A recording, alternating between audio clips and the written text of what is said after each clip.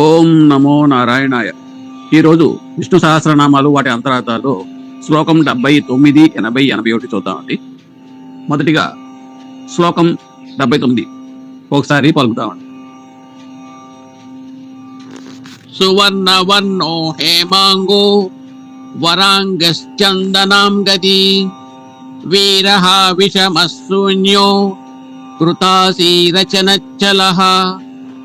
మొదటిగా సువర్ణ వర్ణ అంటే వాస్తవానికి భగవంతునికి ఒక రంగు, ఒక రూపం లేవు. స్వర్ణం ఇది భావకులైన భక్తుల కల్పన. ఎవరి భావన ఎలా ఉంటే వారికి భగవంతుడు అలా కనిపిస్తాడు.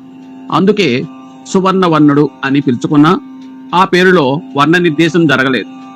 సువర్ణం అంటే కేవలం బంగారు, అందమైన కాంతి, జ్యోతికం మాత్రమే కాదు, సుభాషిత సజ్జనలత బోధకం కూడా అని దీని అర్థం.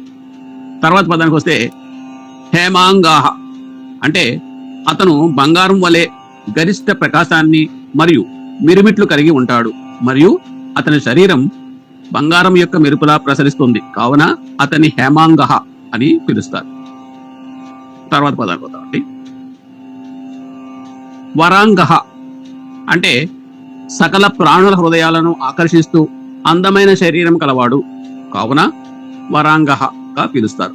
ఉదాహరణకు వస్తే రాముని పోలిక రామాయణంలో కూడా అటువంటిదే. తర్వాత పదం చందనాం గదీహి అంటే భగవంతుని అంగాలు చందన సుగంధ భరితాలు.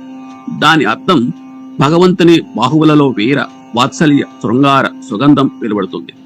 ఆ విధంగా వీరుల సన్మానం, శత్రువుల సంహారం, భక్తులపై అనుగ్రహం, మిత్రులపై స్నేహం, ప్రేమికులపై ప్రణయ ప్రాణధారను కురిపించే భగవంతుని చందనాం గది అంటారు. ఉదాహరణకు వస్తే సీతాదేవికి కుశల సమాచార వార్తను వినిపించిన హనుమంతుడిని రాముడు ఆలింగనం చేసుకున్న సంఘటన. తర్వాత పదాన్ని వీరహ అంటే రాక్షసులను సంహరించేవాడు. అలానే అతను జీవుల మార్గానికి ఉన్న అడ్డంకులను తొలగించడం ద్వారా వారిని మోక్షానికి నడిపించేవాడు అని కూడా అర్థం. గాన వీరహ ఈ నామం నుండి ఉద్భవించిన మంత్రాన్ని జపించడం మరియు ధ్యానం చేయడం వలన మనలో ఉన్న అంతర్గత శత్రువులు అనగా కామ, క్రోధ, మోహ, మాత్సర్య మరియు లోభాలు వీటిని దూరం చేస్తాడు గాన వీరహగా పిలిచెదరు. తర్వాత పదం విషమహ అతను అసమానుడు, భగవంతునితో సమానుడు మరొకడు లేడు, కావున విషమగా పిలిచెదరు. తర్వాత పదం వద్దామండి. శూన్య అంటే అతను లోపాలు లేదా మచ్చ లేనివాడు గాన శూన్యగా పిలిచెదరు. మనం ఎంత ప్రయత్నించినా మన ఇంద్రియాలకు అతడు అందుబాటులో లేనందున భగవాన్ను శూన్య అంటాం. కారణం ఆయన ఇంద్రియాలకు ప్రాప్తి కాదు. అనగా మనస్సును నియంత్రించడం ద్వారా, ధ్యానం, జపం ద్వారానే ఆయన అనుభూతిని పొందగలం అని దీని తాత్పర్యం. తర్వాత పదాన్ని వద్దామండి. ఘృతాసి ఘృత అంటే కరిగిపోయినది అని అర్థం. ఆయన హృదయం భక్త హృదయాల పిలుపులు విని అగ్ని తాకగానే వెన్న కరిగినట్టు కరిగిపోతుంది, కావున ఆయనను ఘృతాసి అని పూజించురు. తర్వాత పదవండి అచలహ చలహ అంటే ఆయన పర్వతంలాగా స్థిరుడు, స్థావరం, సుదృఢుడు. ఆయన తన మాట మీద గట్టిగా ఉంటాడు, తన ప్రతిజ్ఞ మీద నిలబడి ఉంటాడు. ఆ విధంగా అచలుడు. అలానే ఆయన ప్రతి చోటుకు వెళతాడు, ప్రతి ప్రాణిలోనూ ఉంటాడు, ప్రతి వ్యక్తి యోగక్షేమాలు చూస్తాడు. ఆ విధంగా చలం కూడా.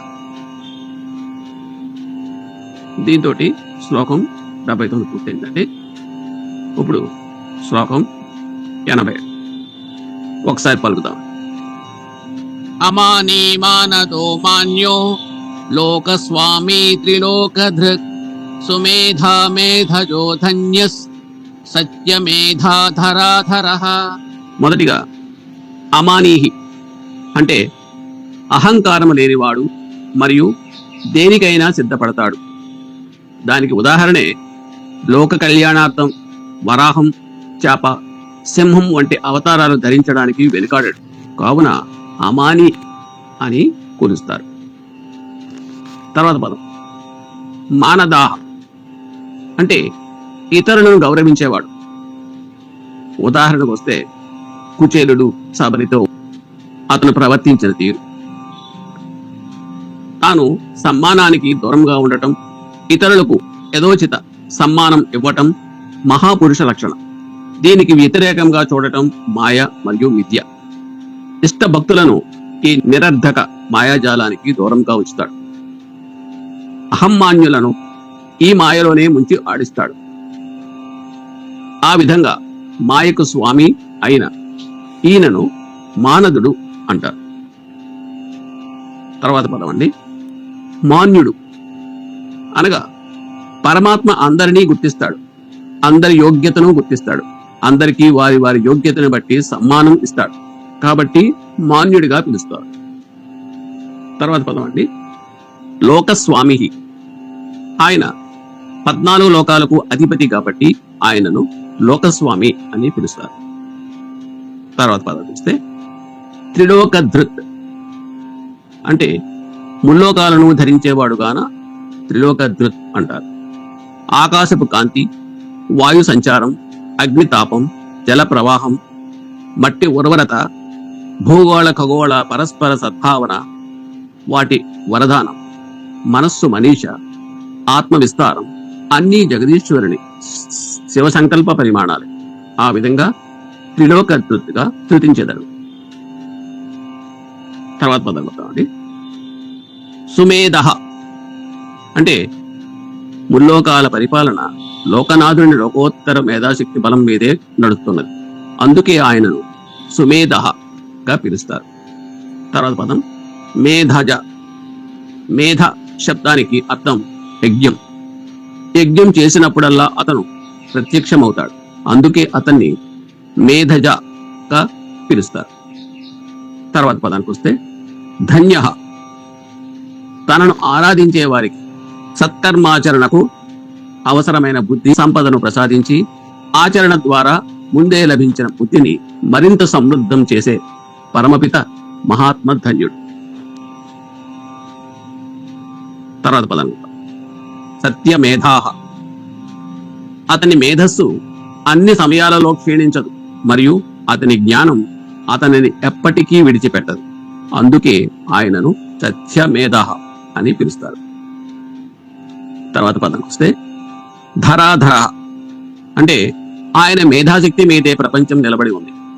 నిజమైన ఉత్తమమైన అందరికీ లాభం కూర్చే అఖండ మేధాబలం కలిగిన స్వామి ధరిత్రిని ధరిస్తాడు, ధరాధరుడు అవుతాడు. ధరిత్రిని ధరించడం ధరాధరుని ధర్మం. ఈ విధంగా శ్లోకం 80 పూర్తయిందండి. తర్వాత శ్లోకం 81 ఒకసారి పలుకుదాం. తేజో వృషోద్యుతిధరస్ సర్వశస్త్రపృథాంబరః ప్రగ్రహో నిగ్రహో వ్యగ్రో నైక శృంగో గదాగ్రజః.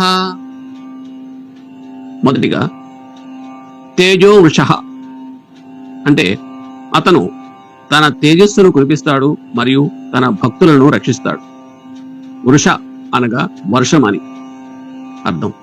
సమస్త ప్రపంచానికి కాంతిని వర్షించే స్వామి కావున తేజో వృష అని పిలుస్తారు.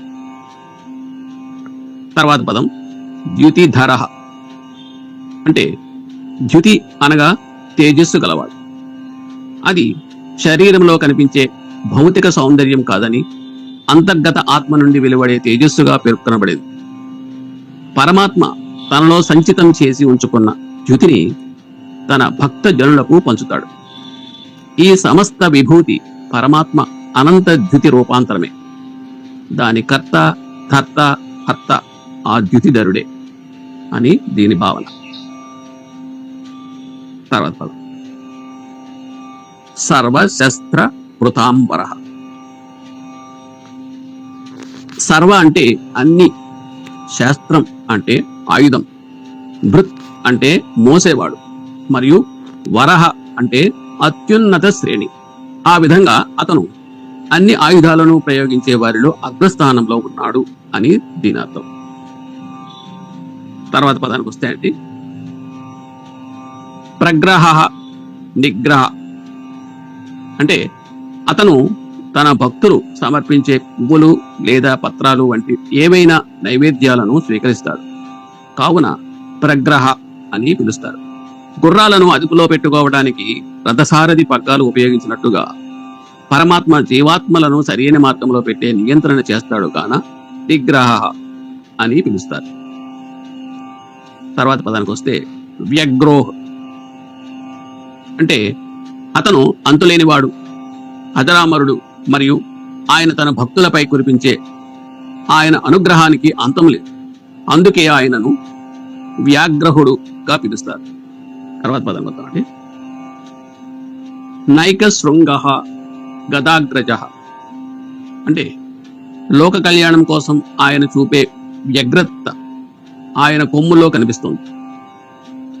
4 కొమ్ములతో 3 కాళ్లతో 2 తలలతో 7 చేతులతో 3 స్తంభాలకు కట్టివేసిన మహావృషభంలాగా పరమేశ్వరుడు మానవాభ్యుదయం కోసం బిగ్గరగా కేకలిస్తూ ఉంటాడు. ఇది పరమాత్మను గూర్చి ఓ అద్భుత వర్ణన. దీన్ని పతాంజలి తన మహాభాష్యంలో వ్యాఖ్యానిస్తూ వృషభ శబ్దం బ్రహ్మకు ప్రతీక అంటాడు. చిన్న వ్యాఖ్యానం. నామం, ఆఖ్యాత్యం, ఉపసర్గ, నిపాతం ఇవి 4 శబ్దరూపమైన వృషభానికి 4 కొమ్ములు. భూత, భవిష్యత్, వర్తమానాలు 3 కాళ్ళు. నిత్య నైమిత్తికాలు 2 తలలు. 7 విభక్తులు 7 చేతులు. నాభి, కంఠం, హృదయంలో అది బంధించబడి ఉంటుంది. ప్రతి ప్రాణిలోనూ ఈ శబ్దరూప వృషభం నివసిస్తూ ఉంటుంది అని చిన్న వివరణ. తర్వాత నామం గదాగ్రజుడు. గదిత నిగదిత పదాలకు చెప్పిన మాట అని అర్థం. మన నోటి నుండి వెలువడిన ప్రతి శబ్దము కొన మీద భగవంతుడు కూర్చుని ఉంటాడు. ఆయన అక్షరం. ఈ విధంగా శ్లోకం 81 పూర్తయిందండి. ఇకపోతే చిన్న వివరణలోకి వెళ్దాం. మానవులలో 3 గుణాలు ఉంటాయండి. ఒకటి సాత్విక గుణం అంటే సత్వ అంటే మంచితనం. వారు తాము చేయవలసిన కర్మలు చేస్తారు, అనవసరమైన కర్మలు చేయరు. తమకే కాకుండా సమాజానికి కూడా లాభం కలగాలి అని ఆలోచిస్తారు. రెండోది రజోగుణ పదార్థులు. రజస్సు అంటే కోరికలు. వారు ఏదో పని చేస్తారు, అది మంచి గాని చెడు గాని, కానీ ఆ కర్మను తమ స్వార్థం కోసమే చేస్తారు, సమాజం గురించి పట్టించుకోలేదు. మూడో గుణం తమో గుణ ప్రధానులు. తమస్సు అంటే చీకటి లేదా అజ్ఞానం. తాము చేయవలసిన పనులు తప్ప ఇతర పనులలో ఆసక్తి కలిగి ఉంటారు. తాము బాగుండాలి, ఇతరులు ఏమైనా పర్వాలేదు. బద్ధకస్తులు తేలికగా డబ్బు సంపాదించడం, సుఖాలు అనుభవించడం వీరి అభిమతం. తర్వాత చిన్న వివరణ అండి. అంటే అర్థం. నిత్య నైమిత్తికాలు అంటే ఒకటి నిత్య కర్మలు అంటే కాలకృత్యాలు, స్నానం, సంధ్యావందనం, దీపారాధన, భోజనం, నిద్ర మొదలైనవి. రెండోది నైమిత్తిక కర్మలు అంటే పండుగలు, ప్రత్యేక పూజలు, నవరాత్రులు, పితృకార్యాలు ఇటువంటివి. ఇకపోతే నాము అంటే పేరు, ఆఖ్యాత్యం అంటే శబ్ద పాతినిత్యం, అభినయం మొదలైనవి. ఉపసర్గ అంటే నాట్యానికి సంబంధించినవి, నృత్యం, సంగీతం మొదలైనవి. నిపాతం అంటే పైవి అన్ని శబ్ద రూపాలు. 7 విభక్తులు అంటే తెలుగు వ్యాకరణంలో డోము ఓళ్ళు ప్రథమా విభక్తి. ఇవి 2 పదాలను కలిపేవి ప్లస్ అన్వయం కలిగించేవి. ఇవి చిన్న చిన్న పదాలకు అర్థాలు. ఈ విధంగా 3 శ్లోకాలు చెప్పుకున్నామండి. ఓం నమో నారాయణ.